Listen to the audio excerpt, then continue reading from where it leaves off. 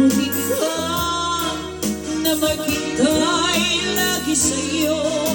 Paano ba ito?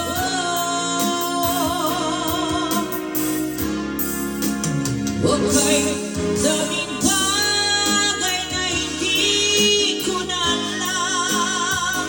Ulat ng lumulat sa'yo ay magdamdam. Dahil naniwala, labis mo akong mahal. Laman ng bawat mong dasal. Paano aking gagawin?